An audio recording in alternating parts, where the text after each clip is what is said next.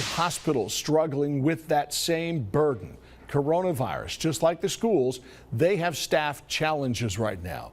Fort Sanders Regional Medical Center telling us due to staffing issues, they're consolidating 2 patient care areas on 1 floor. And they'll postpone some elective surgeries that require patients to stay overnight. They're going to deal with those day by day. Sam Luther out in front of Fort Sanders tonight. They say just like other hospitals around East Tennessee, they are not the only ones who are short-staffed due to COVID.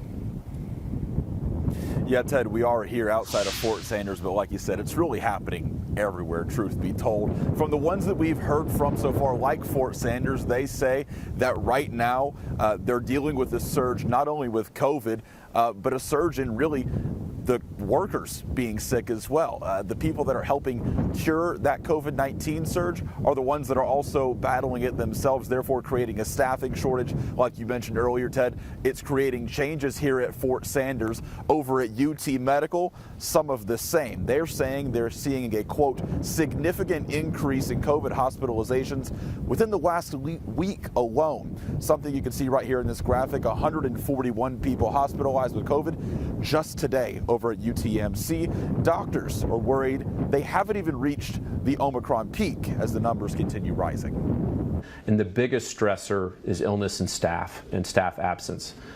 We know that there are all kinds of parts of society that are having to temporarily close because of illness of a group of team members and employees. But obviously, in a hospital, the doors have to be open all the time. Now, there is some good news in all of this, even though you just heard some rising in case numbers and limited availability. Experts say that Delta was worse than what we're dealing right now with Omicron. Comparing ICU and hospitalizations, when Delta was around, people were in the hospital and ICU longer than what they were right now with this current surge of COVID with Omicron. Again, the most recent variant that's sort of taking the nation and Tennessee by storm. And Ted, the big unanswered question right now, when will this all end? When will we see it peak and start to drop back down? Experts we've spoken to say they're really not going to know that answer until we're unfortunately on the other side of this thing. So who knows when we'll get that answer, Ted. Yeah, and what's the next variant? How powerful will that be? All kinds of questions with this. Sam, get in the car, warm up, my friend. Thank you very much.